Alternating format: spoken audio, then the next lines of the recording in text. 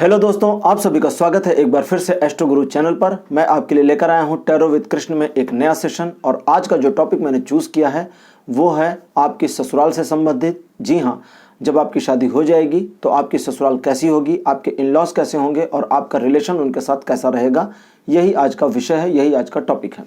और थोड़ा सोच विचार करने के बाद मैंने इस वीडियो को भी, यानी कि इस टॉपिक से रिलेटेड वीडियो को 2 पार्ट्स में बनाने का डिसीजन किया है, लड़कियों के लिए अलग और लड़कों के लिए अलग।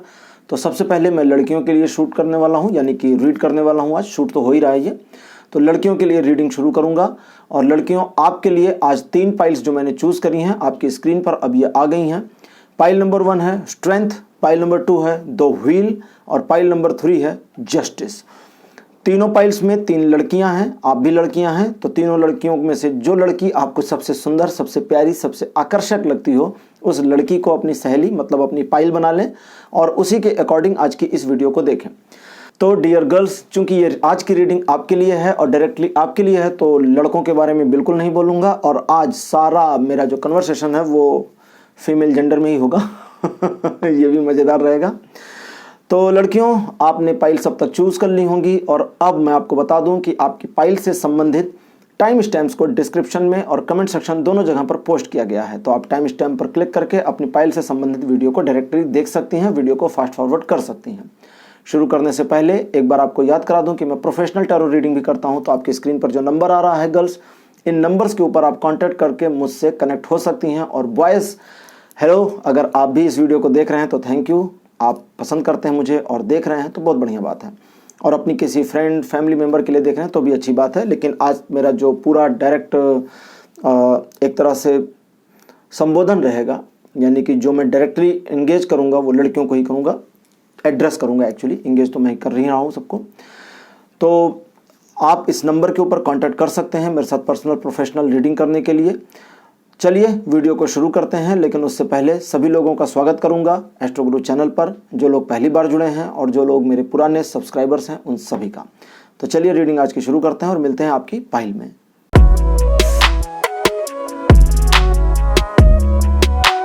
हेलो पाइल नंबर 1, आप सभी का स्वागत है। आपने अगर स्ट्रेंथ का कार्ड चूज किया था तो आपकी पाइल नंबर 1 है। और अब मैं आपके लिए रीडिंग शुरू कर रहा हूं और देखूंगा कि आपकी शादी जब हो जाएगी तो आपके लिए आपकी ससुराल कैसी रहेगी, ससुराल के लोग आपके लिए कैसे रहेंगे, उनका बिहेवियर आपके लिए कैसा रहेगा, सारी चीज़ें आज मैं देखूंगा इसमें। तो चलिए रीडिंग को शुरू करते हैं। शफलिंग कंप्लीट हो गई है। लड़कियों, आपके लिए पहला कार्ड मेरे पास आया है जजमेंट। दूसरा कार्ड मेरे पास जो आया है ये है 8 ऑफ द वॉन्ड्स। ये कार्ड गिरा नहीं है निकालते हुए, ये मेरे हाथ से छूटा है, तो इससे रीडिंग जारी रहेगी। और 8 ऑफ द वॉन्ड्स, जी हाँ, ये बिल्कुल मुझसे बातचीत कर रहे हैं। तीसरा कार्ड मेरे पास आया है 6 ऑफ द स्वॉर्ड्स का। कार्ड नंबर 4 आपके लिए आया है 2 ऑफ द वॉन्ड्स और कार्ड नंबर 5 आपके लिए आया है हेरमिट। पिछले कई बार से मैं ओरेकल योगिक पाथ नाम की एक डेक को यूज़ कर रहा हूँ जो जेन कार्ड्स को रिप्लेस किए हुए हैं पिछले कुछ दिनों से। तो आज के भी इस वीडियो में ओरेकल कार्ड्स जो ये हैं इन्हीं से रीडिंग चलेगी। जेन कार्ड्स अभी थोड़े दिन के लिए रिप्लेस इसलिए किया है क्योंकि वो थोड़ा एग्जॉस्ट हो गए हैं और उनको भी थोड़ा सा आराम की ज़रूरत है। तो लड़कियों, आप लोगों ने ओके पाइल नंबर 1, ठीक है। तो पाइल नंबर 1, आप लोगों ने अपने मैरिज को लेकर के जो भी अपने मन में डर बना कर रखा है उस डर की एक्चुअली ज़रूरत नहीं है। थोड़ा सा आपको फियरलेस होना चाहिए। आप सोचती हैं, ये ठीक है कि आपके जीवन में पिछले कुछ समय में काफ़ी परिवर्तन आए हैं, आपके लाइफ में जो चेंजेस आए हैं उस चेंज की वजह से आप सोचती हैं कि अपने जीवन में आपको और अभी आगे बढ़ना चाहिए, कुछ लक्ष्यों को पूरा करना चाहिए, अपने कैरियर या अपनी पर्सनल लाइफ को और बेटर करना चाहिए। और शादी जैसे चीज़ के मामले में आपका जो फियर है वो एक्चुअली मुझे दिख रहा है इन लॉज को लेकर के, शादी के बाद फैमिली को लेकर के, हस्बैंड को लेकर के, जो एक फियर या ये कहें कि एक अनसर्टेन डर आपके मन में बैठा हुआ है, उसकी एक्चुअली कोई ज़रूरत नहीं है। पहली चीज़, आप अपने आप को थोड़ा सा इम्प्रूव करने की कोशिश करें मैरिज के मामले में। जब तक आप अपने ऊपर थोड़ा कंट्रोल नहीं पाएंगी तब तक आपके द्वारा किए गए काम और आपके द्वारा उठाया गया कदम और आपके द्वारा चूज किया गया पर्सन आपके लिए परफेक्ट नहीं हो सकता। क्योंकि अगर डर की वजह से, घबराहट की वजह से आप किसी को चूज करते हैं तो मोस्टली गलत चूज कर लेंगी। तो डर की वजह से मत चूज करिए, ठीक है। डर बहुत अच्छी चीज नहीं होती, उससे बेटर तो गुस्सा होता है। खैर, गुस्से की बात आज नहीं करेंगे, फिर कभी। मैरिज को लेकर के आपका जो डर है वो तो अपनी जगह कायम है ही है, लेकिन एक ऐसी सिचुएशन भी आपके मन में आती है जब आपको लगता है कि आफ्टर मैरिज आपकी लाइफ कैसी होगी, आप क्या करेंगी, एडजस्ट कैसे करेंगी, और सबसे बड़ी बात कि लोग आपको एक्सेप्ट कर पाएंगे या नहीं कर पाएंगे। क्योंकि आप लोगों को जल्दी एक्सेप्ट नहीं कर पाती हैं, आपको थोड़ा सा समय लगता है ओपन होने में, और आपको ये फियर आता है कि ससुराल में आपके इस क्लोज रवैये को, आपके इस क्लोजनेस को कहीं गलत वे में ना ले लिया जाए। तो गर्ल्स, अब आपके लिए मैं ओरेकल कार्ड्स निकाल रहा हूं और थोड़ी सी डीप इन्फॉर्मेशन लेंगे और बताऊंगा पूरी जानकारी कि कैसे होंगे आपके इन लॉस। मतलब यहाँ पर ओवरऑल इन लॉस के बारे में बात होगी, स्पेसिफिक किसी एक के बारे में नहीं, ठीक है। तो टोटल जो इन लॉस का आपका फैमिली है उसके बारे में यहाँ पर इंफॉर्मेशन दूंगा मैं। तो पहला कार्ड आपके लिए जो मेरे पास आया है ये है कापा। दूसरा कार्ड आपके लिए जो आया है ये है सीता, जी हाँ, माता सीता। तीसरा कार्ड आपके लिए है, इसका नाम है भक्ति। आपके लिए जो कार्ड नंबर 4 मेरे पास आया है ये है कर्मा। और लास्ट में आपके लिए जो 5वां कार्ड आ रहा है ये है तंत्र। तंत्र अब मैं बताता हूँ अभी, मतलब ये तो तुरंत ही शुरू हो गया ना मेरे से बात करना, तो मैं भी उसी फ्लो में चला गया था। चलिए गर्ल्स, आपके लिए कार्ड नंबर 2 आया हुआ है सीता, और राइडर वाइट के डेक से आपके लिए कार्ड नंबर 2 आया हुआ है 8 ऑफ दी कप्स। तो यहाँ थोड़ी सी कॉन्फ्लिक्ट सिचुएशन बनी है। उस कॉन्फ्लिक्ट सिचुएशन को एक तरह से समझे कंट्रोल करने के लिए माता सीता का कार्ड यहाँ पर आया है। आपकी शादी जो भी होगी और उस शादी के बाद आपकी फैमिली जैसी भी होगी, यहाँ पर बहुत लिमिटेड बात करूँगा कि आपकी मैरिड लाइफ कैसी होगी, क्योंकि हस्बैंड के बारे में बिल्कुल यहाँ इन्फॉर्मेशन नहीं निकाली है मैंने, तो उसके बारे में बहुत ही माइनर सी इन्फॉर्मेशन आ रही है। हस्बैंड के साथ आपका जो रिलेशन होगा वो ठीक ठाक होगा, बस इतना ही, एक लाइन में। और जो आपके इन लॉज होंगे, उन इन लॉज के साथ आपके रिलेशनशिप में चीज़ें बिल्ड होंगी, समय के साथ परिवर्तित होंगी, और उस परिवर्तन के अकॉर्डिंग आपके इन लॉज के साथ आपके रिलेशन बनेंगे या बिगड़ेंगे, दोनों चीज़ें हो सकती हैं।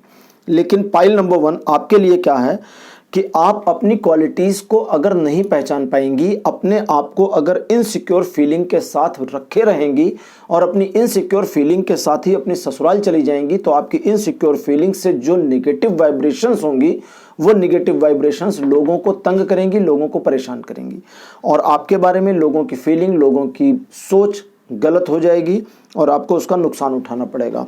सीता माता का जो कार्ड है ये भक्ति कार्ड के साथ में इंटरप्रेट कर रहा है, अकेले भी वो बता रही हैं। तो यहाँ पर जो इन्फॉर्मेशन यहाँ इस कार्ड से आ रही है वो ये आ रही है कि आपको अपने डर पर काबू पाने की ज़रूरत है। जो भी होना है उस चीज़ को एक्सेप्ट करिए। सीता माता आपको जो कहना चाहती हैं उसको ध्यान से समझिए। सीता की जब शादी हुई तो राज परिवार में शादी हुई। किसी ने उस समय सोचा भी नहीं था कि माता सीता को वनवास में जाना पड़ेगा अपने हस्बैंड के साथ में। उस समय शायद चूँकि ये तो भगवान के अवतार थे तो उनको पता था, लेकिन उनके ह्यूमन जो अवतार थे उन अवतारों को उस चीज़ के बारे में उतनी जानकारी नहीं थी। मतलब एक तरह से इसको समझे कि भगवान ने अपने आप को ही उस चीज़ से डिटैच कर रखा था। भगवान खुद को डिटैच कर रखते थे, क्योंकि जब माता सीता का अपहरण हुआ था तो उसके बारे में कहानियों में है कि भगवान राम एकदम खोज में निकल पड़े। अचानक से उनका जो है उन्होंने अपना संतुलन थोड़ा सा विचलित कर लिया और वे पेड़ पौधों से, जंगली जानवरों से, पक्षियों से पूछने लगे, तुमने सीता को देखा है, तुमने सीता को देखा है। तो भगवान राम का वो एक ऐसा रूप था जो मानव मन की विचलितता को दर्शाता है, यानी कि मन की जो डिस्टर्बेंस है उसको दर्शाता है कि जब मन डिस्टर्ब हो जाता है तो फिर वो ये नहीं देखता कि सामने कौन है, ह्यूमन है या एनिमल है। हर एक से वो अपनी पत्नी का पता पूछ रहे थे। तो वो भगवान थे, लेकिन फिर भी उन्होंने इस चीज़ को दिखाया कि वे जब ह्यूमन के रूप में, इंसान के रूप में अवतरित हुए हैं, अवतरण लिया हुआ है, तो वे इंसान की तरह तकलीफ़ें भी सहेंगे और तकलीफ़ों में जाएंगे। तो सीता यहाँ कहती हैं कि आपको अपने आप का एक्सेप्टेंस का जो मोड है वो ऑन करना है। इसका ये मतलब बिल्कुल नहीं कि आपको एडजस्टमेंट करना है। एडजस्टमेंट और एक्सेप्टेंस में बहुत बड़ा डिफरेंस होता है। एक्सेप्टेंस है आपने चीज़ों को स्वीकार कर लिया, आपके जीवन में जो अच्छा या बुरा आ रहा है आप स्वीकार कर रही हैं। लेकिन एडजस्टमेंट वो होता है कि जो भी बुरा आ रहा है आप उसे मना कर रही हैं, स्वीकार नहीं कर रही, लेकिन मन मार करके आप एडजस्ट कर रही हैं। तो आपको एडजस्ट नहीं करना है, एक्सेप्ट करना है, पहले तो ये समझ लें। और ये एक्सेप्टेंस जो है, माता सीता कहती हैं शादी के बाद नहीं करना है, अभी करो। पहले तो अपने मन में जो वो डर और वहम है उसको खींच लो, उसको स्वीकार कर लो, उससे लड़ो मत। उसको मानो कि हाँ मेरे अंदर एक वहम है, मेरे अंदर एक डर है, और उस डर के साथ अपने आप को आगे ले जाना है। मतलब डर के साथ जब आप अपनी घबराहट के साथ चलना शुरू करते हैं तो घबराहट भाग जाती है। एग्जाम्पल दे देता हूँ, रात को अंधेरा होता है, आप अचानक उठती हैं और आपको लगता है कि रूम में कोई है, लेकिन आप अगर बिना डरे लाइट के स्विच के पास पहुँच जाती हैं तो पता चलता है कि रूम में कोई नहीं था। लेकिन अगर आप घबरा गई तो फिर उठने का मन नहीं होता ना, बेड से बाहर नहीं निकल सकती। बिल्कुल ऐसे ही जैसे वो जोक था ना, कहते कि अपनी फ्रिज से पानी लो रात को तो लगता है पीछे कोई खड़ा है। तो वो सिर्फ मन का वहम है। लेकिन अगर आपने उस वहम को एक बार एक्सेप्ट कर लिया कि ठीक है मुझे डर लग रहा है, I am okay with all this fear, और आपने पीछे घूम कर देखा तो कोई नहीं था, तो डर चला गया। तो डर उसी समय हट जाएगा जब आप उस डर को स्वीकार कर लेंगी। लेकिन अगर डर से भागेंगी तो डर आपके पीछे पीछे चलेगा। भक्ति का कार्ड और कर्म का कार्ड कहता है कि आपके द्वारा किए गए काम, आप जो जिस प्रकार से चीज़ों को मैनेज करती हैं, उन चीज़ों का प्रभाव पड़ेगा आपके वैवाहिक जीवन, भविष्य में जो आपके लिए आ रहा है उस पर, और वैवाहिक जीवन के उस पहलू पर जिसका सीधा संबंध आपके इन लॉज से होगा। ससुराल में आज का जो टॉपिक मेरा है कि ससुराल वाले कैसे होंगे, तो उसके बारे में आपको बता देता हूं कि ससुराल वाले थोड़ा अंतर्मुखी टाइप के आपके होंगे। बहुत जल्दी से घुलना मिलना उनको पसंद नहीं होगा, उनको थोड़ा समय लगेगा, चीज़ों को टाइम देंगे, और उस टाइम पीरियड के बाद में वो उस चीज़ को एक्सेप्ट या डिसएक्सेप्ट कर लेंगे, स्वीकार करेंगे या अस्वीकार कर देंगे। अब आपके साथ क्या होगा ये आपको बताता हूँ। आपके ऊपर थोड़ी पैनी नज़र रखी जाएगी। पाइल नंबर 1, आपके बारे में ऐसी बातों को एक तरह से समझें कैच किया जाएगा जहां आपकी गलती पकड़ में आती है प्रथम दृष्टिया, पहली बार में। अगर आप अपने आप को थोड़ा एक्सेप्टेंस के मोड, जैसा कि पहले बताया, उस मोड में रखे हुए हैं, तो आपके द्वारा की गई गलतियों पर भी उनकी जो पकड़ होगी वो हंसी में चली जाएगी। यानी कि आपकी गलती पर थोड़ा हंसी मजाक हो जाएगा और वो गलती इग्नोर कर दी जाएगी। लेकिन अगर आपने एक्सेप्टेंस के मोड की जगह अपना फियर लेकर के सामने आया और फियर की वजह से नेगेटिव वाइब्रेशंस आपके मन से, आपके शरीर से आती रहीं, तो वो जो आपकी गलती है वो एक ब्लंडर भी बन सकती है। तो इस चीज़ को समझें जो मैं आपको बता रहा हूँ। अगर तो आपकी गलती, पहले समझें, अगर आपने अपने अंदर एक्सेप्टेंस का मोड ऑन रखा है तो आपकी नेगेटिव वाइब्रेशंस खत्म होंगी, पहली चीज़। और अगर आपने एक्सेप्टेंस का मोड ऑन नहीं रखा है तो आपकी जो वाइब्रेशंस हैं वो खत्म नहीं होंगी और वो निगेटिविटी बढ़ती जाएगी, चलती जाएगी। इसके अलावा आपके द्वारा किए गए फैसले और आपके द्वारा उठाए गए कदमों पर लोगों की निगाह रहेगी कि आप क्या करती हैं, कैसे करती हैं, आपका वे ऑफ ऑपरेटिंग क्या है और आपकी सोच क्या है। आप अपने बारे में जितना कम इन्फॉर्मेशन देंगी उतना खुश रहेंगी। प्रथम दृष्टया आपको बहुत ज़्यादा ओपन होकर के हर चीज़ नहीं बतानी। तंत्र का कार्ड कहता है कि ज़्यादातर अपने पति के हिसाब से उसकी बात को मानकर चल लें। अगर आपका पति आपको अपनी फैमिली के बारे में कुछ बातें बताता है तो उसको ध्यान से सुने। वो फैमिली का नेचर बता सकता है, यहाँ ये आ रहा है तो बता रहा हूँ, वो आपको अपनी फैमिली का नेचर बता सकता है और आपको ये बता सकता है कि किन किन चीज़ों में आपको टॉलरेट करना है और किन किन चीज़ों में नहीं करना है, किन किन बातों पर आपको अपने आप को आगे लाना है और किन किन मुद्दों पर आपको पीछे ले जाना है। इन चीज़ों को अगर आप समझ जाती हैं तो आपके लिए चीज़ें बड़ी आसान हो जाएंगी। लेकिन फिर भी पाइल नंबर 1, एडजस्टमेंट में एक्सेप्टेंस का मोड तो ऑन रखिए, लेकिन फिर भी शादी के बाद थोड़ी एडजस्टमेंट बनती है और उस एडजस्टमेंट में आपको साल भर का समय लग जाएगा। ये जो साल भर का समय है इसको आप 2 तरह से इस्तेमाल कर सकती हैं। पहला, आप अपने आप को डिप्रेस कर लें, परेशान कर लें कि मेरे साथ ये क्या हो रहा है और मैं एडजस्ट कैसे करूं, कैसे करूं, कैसे करूं। दूसरा तरीका ये है कि आपको जिस तरह से एडजस्ट करना है उसके बारे में फुल प्रूफ प्लानिंग करिए और अपनी प्लानिंग के साथ काम शुरू करिए और एडजस्टमेंट आपका हो जाएगा। आपके ससुराल वाले ना बहुत अच्छे इंसान होंगे ना बहुत बुरे इंसान होंगे, थोड़ा मिडिल पर्सन होंगे, यानी कि न्यूट्रल पर्सन होंगे। सिचुएशन के अकॉर्डिंग वो अच्छे और सिचुएशन के अकॉर्डिंग बुरे, इस तरह के इंसान होंगे। तो इसलिए आपको उन लोगों के मन की फीलिंग को या उन लोगों के टेंडेंसी को समझना चाहिए और उसके बाद ही अपने आप को उनके सामने ओपन करना है। उससे पहले खुद को ओपन नहीं करना, इस चीज़ का ध्यान रखिए। सबसे इम्पॉर्टेंट, अपने हस्बैंड का साथ आपको देना है, लास्ट तक देना है, इस बात का ध्यान रखिए। आपकी शादी में किसी प्रकार की ऐसी कोई बड़ी समस्या नहीं दिख रही है जिसकी वजह से आपकी शादी में कोई बहुत बड़ी प्रॉब्लम मतलब आफ्टर मैरिज आए, तो इसलिए आप इस चीज़ के लिए भी निश्चिंत रहें, बिल्कुल परेशान ना हो। कुछ बचा अब इसमें? ओके, जैसा मैंने बताया कि अपने मन की बात आपको हर किसी से नहीं कहनी है, वैसे ही आपके एक इन लॉज का बिहेवियर कैसा आपको लगता है ये दूसरे को बिल्कुल बताना नहीं है। अगर कोई आपसे कितना भी फ्रेंडली होकर के पूछे तो आपको पोलाइट वे में आंसर करना है, इस चीज़ का आप ध्यान रखिएगा, क्योंकि कई बार आपको परखने के लिए भी सवाल किए जा सकते हैं।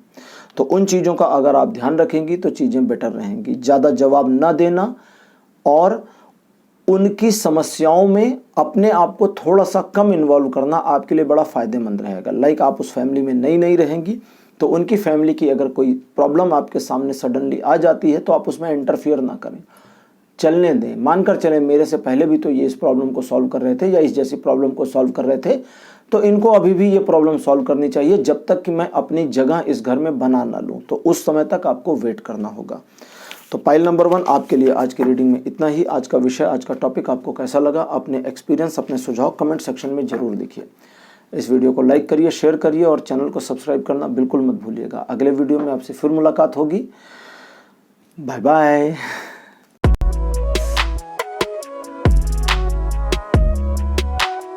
हेलो पाइल नंबर 2, आप सभी का स्वागत है आपकी रीडिंग में। अगर आपने व्हील का कार्ड चूज़ किया था, जैसा आप अपनी स्क्रीन पर देख सकती हैं, तो आपकी पाइल नंबर 2 है और अब आपके लिए मैं रीडिंग करने वाला हूं कि आपके इन लॉज कैसे होंगे, आपके ससुराल वाले कैसे होंगे, उनका बिहेवियर आपके प्रति कैसा होगा और आपको क्या क्या करना चाहिए। चलिए, सेकंड नंबर पाइल आपके लिए द फूल कार्ड नंबर 1 है। सेकंड कार्ड आपके लिए है 3 of the wands. Third position पर आपके लिए S of the wands. Fourth position पर आपके लिए द मून और लास्ट कार्ड आपके लिए आया है 8 ऑफ द कप्स। तो पाइल नंबर 2, जैसा कि आप जानती हैं कि आप अपनी शादी को लेकर काफ़ी होपफुल थीं, लेकिन इस समय थोड़ा फियरफुल हो गई हैं। पहले जिस प्रकार की एक एंथुजियाज्म थी, जो एक पैशन था शादी को लेकर के, उस पैशन में काफ़ी कमी आ गई है। आप अपनी शादी को लेकर के फ्यूचरिस्टिक थी, आप अपनी शादी को लेकर के फ्यूचर की प्लानिंग कर रही थी और अचानक अब आपका मन शादी से थोड़ा उचट सा रहा है, जिसकी वजह ये है कि आप इस बात से घबरा गई हैं कि फ्यूचर में आपकी शादी के बाद चीज़ें कैसी होंगी, आपके फेवर में होंगी या फेवर में नहीं होंगी। आप अपनी शादी को लेकर के जितना ज़्यादा अपने आप को इनसिक्योर करेंगी, यहाँ देखिए घबराहट कम इनसिक्योरिटी ज़्यादा आ रही है। तो जो इनसिक्योर फीलिंग है उसकी कोई एक्चुअली ज़रूरत नहीं है, क्योंकि वो इनसिक्योर फीलिंग सिर्फ कुछ समय के लिए है। कुछ टाइम के बाद आपको वापस अपने पुराने फॉर्म में आना है, तो आप वापस आ जाएंगी और एक बार फिर शादी के लिए एग्री हो जाएंगी या अपने माइंड से बिल्कुल रेडी हो जाएंगी। तो चलिए गर्ल्स, अब देखते हैं कि आपके लिए क्या आ रहा है, कि आपके इन लॉज कैसे होंगे, उनका बिहेवियर आपके लिए कैसा होगा और आपको उनके प्रति कैसा बिहेवियर रखना चाहिए जिसका आपको खुद बेनिफिट मिल जाए। ओरेकल योगिक पाथ से आपके लिए कार्ड नंबर 1 पर है ओजस। सेकंड कार्ड आपके लिए जो मेरे पास आया है, इसका नाम है स्वाधिष्ठान। स्वाधिष्ठान एक चक्र होता है 7 चक्रों में से। और तीसरा कार्ड मेरे पास जो आया हुआ है, इसका नाम है शिव, नटराज बने हुए हैं। और चौथा कार्ड मेरे पास जो आया है, ये है प्राणायाम। प्राणायाम एक प्रकार की योगिक क्रिया होती है जिसमें श्वास का थोड़ा संतुलन किया जाता है। और अंतिम कार्ड आपके लिए आया है तमस।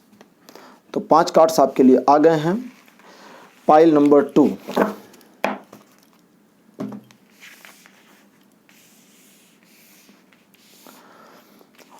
सबसे पहली चीज़ ये जान लें कि ससुराल में आपको एडजस्ट करने में काफ़ी प्रॉब्लम्स आएंगी, काफ़ी मुसीबतों का सामना करना पड़ेगा। चीज़ें आपके लिए उतनी फेयर नहीं रहेंगी जितना एक्चुअली हो सकती थी। इसकी वजह ये होगी कि आपका जो लाइफ स्पैन है वो इस चीज़ की ओर आपको लेके जा रहा है। आप अपने आप में बड़ी जॉली नेचर की हैं, आप अपने आप में बहुत ही उन्मुक्त हैं, अच्छे और खुले विचारों की हैं, लेकिन आपके इन लॉज थोड़ा सा पुराने और रूढ़िवादी परंपराओं और विचारों के व्यक्ति होंगे। उन लोगों को आपका ये आधुनिक स्वरूप बिल्कुल पसंद नहीं आएगा। उनके हिसाब से लड़कियों को घर में बंद रखना चाहिए, ऐसे लोग भी होते हैं। उनके हिसाब से लड़कियों को घर में रहना चाहिए और घर के काम धाम में ध्यान देना चाहिए। बाहर का काम लड़कों का होता है और लड़कियों को बाहर के कामों को नहीं करना चाहिए। चलिए, मुझे ये सब भी पढ़ना पड़ेगा। आपके बिहेवियर के प्रति उनका कोई मनमुटाव आपसे नहीं रहेगा, पहले तो ये समझ लें। आपके स्टेट ऑफ माइंड से उनकी लड़ाई हमेशा चलेगी, क्योंकि आपका जो स्टेट ऑफ माइंड है वो और उनका जो स्टेट ऑफ माइंड है वो दोनों में ज़मीन आसमान का अंतर होगा। अच्छी बात यह है कि आपका हस्बैंड आपको समझता होगा, बुरी बात यह है कि समझने के बावजूद आपके लिए स्टैंड नहीं ले पाएगा। इसमें आपके लिए जो स्पेस है, जो जगह है, वो ये है कि आप अपनी ग्रेस को बिल्कुल कायम रखें और अपनी ग्रेस को नीचे ना आने दें। अपनी शर्तों पर आप कंप्रोमाइज ना करें, यही आपके लिए ज़्यादा ज़रूरी होगा। थोड़ी कॉन्फ्लिक्ट सिचुएशन बनेगी और उस कॉन्फ्लिक्ट सिचुएशन का आपको एक्चुअली सामना करना होगा। मुझे 2 और कार्ड्स निकालने हैं और इनकी शफलिंग कंप्लीट कर दूं जल्दी वाली।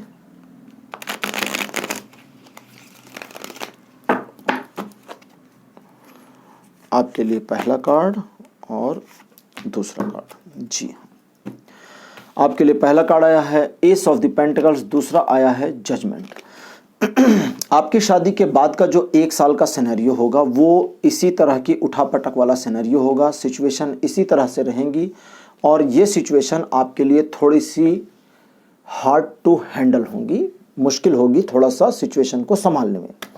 लेकिन 1 साल के बाद क्या होगा? 1 साल के बाद होगा थोड़ा परिवर्तन, और आगे फिर ओरेकल कार्ड्स कहते हैं कि उस परिवर्तन के बाद कई चीज़ें रीसेट हो जाएंगी। सबसे पहली रीसेटिंग क्या होगी? आपके इन लॉज के माइंड में थोड़ा सा परिवर्तन आ चुका होगा, जिसकी वजह से आपके लिए थोड़ा एडजस्टमेंट आसान हो जाएगी। और दूसरा ये होगा कि आपका हस्बैंड आपके लिए स्टैंड लेना शुरू कर देगा। तो इस 1 साल तक आपको क्या करना है? सहना है सब कुछ या नहीं, वो बताता हूँ। इस 1 साल में आपको पहली चीज अपने ग्रेस को डाउन नहीं करना, दूसरी चीज डोमिनेटिंग नेचर में नहीं आना, तीसरी चीज झगड़ा नहीं करना है, चौथी चीज आपको किसी पर ब्लेम नहीं डालना, पांचवी चीज अपने ऊपर ब्लेम नहीं डालना, छठवीं चीज आपको अपने आप में इस चीज के लिए बिल्कुल प्रिपेयर रहना है कि फ्यूचर में आपकी चीजें बेस्ट और सही हो जाएंगी। ये इतना करना है। अगर आपने ये सब कर लिया तो आपके लिए किसी प्रकार की समस्या नहीं आएगी। आप जो सोचती हैं वो बात सबको ना बताएं, आप जो चाहती हैं वो भी सबको ना बताएं, हाइड रखें, थोड़ा अपने आप को सिक्योर रखें। इनसिक्योर फीलिंग हर बात को कहलवा देता है, लेकिन जब सिक्योर फीलिंग आती है तो लोग अपनी बातों को कहने में थोड़ा सा हेजिटेट हो जाते हैं या रोक लेते हैं खुद को कि नहीं, मुझे इसके आगे जानकारी नहीं देनी है। 2 फूल का कार्ड एक आया है जो कहता है कि अगर आपका बिलीव अपने ऊपर से हट गया तो फिर आप तो गई, लेकिन अगर आप थोड़ा फ्यूचरिस्टिक हो जाती, पहले तो खुद पे बिलीव कर लें। बिलीव करने का मतलब सिचुएशन को कंट्रोल कर लेंगी और अपने फेवर में ले आएंगी, अपने फेवर में लाएंगी, उनका मन नहीं बदल देंगी। किसी के मन को कोई बदल नहीं सकता, उनका मन खुद बदले वो दूसरी बात है। आप इस बारे में बिल्कुल सोचना बंद कर दें कि किसी का मन आप परिवर्तित कर सकते हैं। आपका मन आप परिवर्तित कर सकती हैं, कोई और नहीं कर सकता है। तो आपको सबसे पहले खुद पर बिलीव करना है, दूसरा अपने आप को इस चीज़ के लिए मोटिवेट करना है कि आने वाले 3 साल और 5 सालों में आपका लाइफ स्पैन इस मैरिड लाइफ में कैसा रहने वाला है। देखिए, पाइल नंबर 2 मैंने आपको ये चीज़ें जो बताई कि थोड़ी एडजस्टमेंट की प्रॉब्लम आएगी, तो वो प्रॉब्लम किसी के साथ भी आएगी। आपकी शादी इससे हो या उससे हो, कोई फ़र्क नहीं पड़ता है।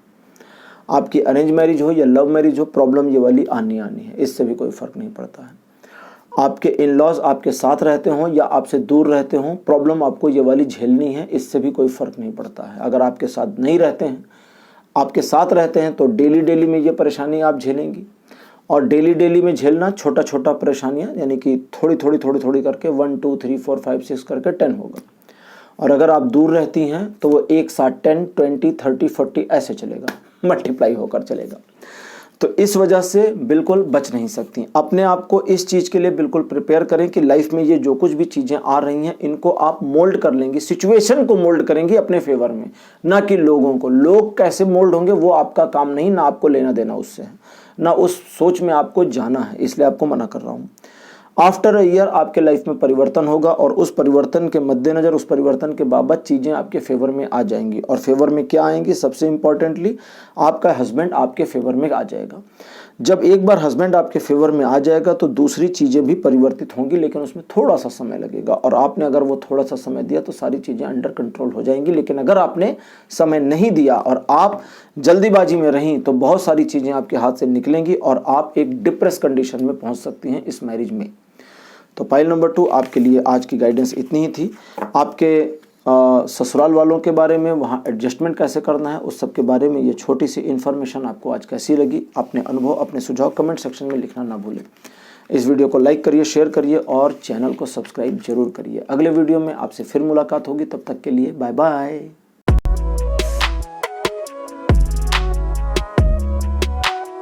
हेलो पाइल नंबर 3, आप सभी का स्वागत है आपके रीडिंग में। आपने अगर जस्टिस का कार्ड चूज किया था तो आपकी पाइल नंबर 3 है और अब आपके लिए मैं रीडिंग करने वाला हूं और देखने वाला हूं कि आपके लाइफ में इन लॉस का क्या इम्पैक्ट रहेगा, क्या प्रभाव रहेगा, आपके लिए गाइडेंस क्या है और ओरेकल कार्ड्स के आपके लिए गाइडेंस क्या है, सब कुछ आज देखूंगा।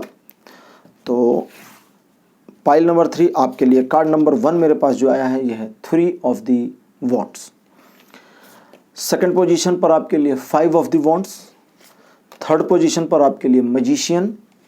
फोर्थ पोजीशन पर आपके लिए कार्ड आया है 6 of the wands, wands house के सारे आ रहे हैं, और 8 ऑफ द पेंटिकल्स लास्ट में आ गया है 5th नंबर पर। बहुत बढ़िया कार्ड आपके लिए आया है पाइल नंबर 3, सब कुछ बढ़िया है, आपके फेवर में आ रहा है। बस आपको अपने आप को इस चीज़ के लिए प्रिपेयर करना है, मतलब ये शुरू होगा मेरे सेट करने से पहले ही बोलना, आपको इस चीज़ के लिए अपने आप को प्रिपेयर करना है कि आपकी शादी जहाँ होगी वहाँ बहुत बढ़िया होगी, सब लोग बहुत अच्छे होंगे, आपको समझने वाले होंगे और आपके लिए चीज़ें बहुत ही कैचेबल होंगी।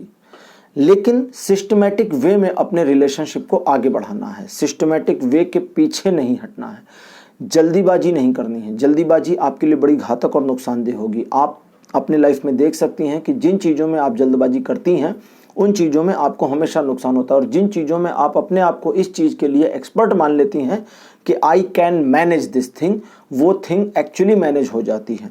आप अपने जीवन में इस समय आगे बढ़ने के मोड में हैं। कैरियर वाइज अगर आप चला रही हैं तो उसमें आपको इस समय ग्रोथ मिल रही होगी, और अगर आप कैरियर में नहीं हैं, घर पर हैं, तो इस समय अपने घर पर बैठे होने के बावजूद आपका मन जो है बैठा नहीं होगा। आपके मन में बहुत सारी चीज़ें हलचल चल रही होंगी और आप अपने आप को मोटिवेट फील कर रही होंगी। इस समय की कंडीशन ये है। थोड़ा पीछे फिर चलते हैं। कुछ समय पहले आपने अपने आप के बारे में कुछ प्लानिंग्स करी थी कि आफ्टर 3 ईयर्स, आफ्टर 5 ईयर्स आप ये करेंगी या वो करेंगी। उन प्लानिंग्स के ऊपर भी आपको सोचने की ज़रूरत है। आपकी शादी होने का जो समय है वो जल्दी का है, आपको ये भी बता दे रहा हूँ यहाँ पर। ठीक है, शादी का समय भी इन्होंने बताया है। तो पाइल नंबर 3 आपकी शादी का समय जल्दी है। जल्दी का मतलब चूँकि ये जनरल रीडिंग है, टाइमलेस रीडिंग है, तो जब आप इसको देख रही हैं तो यहाँ से 8-16, ठीक है, 8-6-14, 14 मंथ, ठीक है, आज यहाँ से 14 मंथ के भीतर भीतर आपकी शादी होने के चांसेस सबसे ज़्यादा रहेंगे। और आपकी पसंद से शादी होगी, आप जिस तरह चाहती हैं शादी उस तरह की होगी, मतलब सब कुछ आपके फेवर में आ रहा है। पाइल नंबर 3 आपके लिए कार्ड तो बड़े बढ़िया आए हैं। चलिए अब ओरेकल कार्ड से हम कुछ इन्फॉर्मेशन लेते हैं और आपको बताते हैं कि आपके लिए चीज़ें कैसी होंगी और आपको करना क्या क्या चाहिए, थोड़ी गाइडेंस भी हो जाए इसमें साथ साथ। पहला कार्ड आपके लिए जो आया है मेरे पास है, इसका नाम है सरस्वती, यानी कि माता सरस्वती। कार्ड नंबर 2 मेरे पास आपके लिए आया है रजस। रजस तमस गुण होते हैं, मानवीय प्रकृतियां होती हैं, तो ये वो है। तीसरा कार्ड आपके लिए आया है लक्ष्मी, माता लक्ष्मी। चौथा कार्ड आपके लिए जो आ रहा है नंबर 4 पर, इसका नाम है अजना। अजना एक प्रकार से एनलाइटमेंट होता है, अपने अंदर के ज्ञान को जानना, ज्ञान के प्रकाश को जानना, अजना कहते हैं उसको।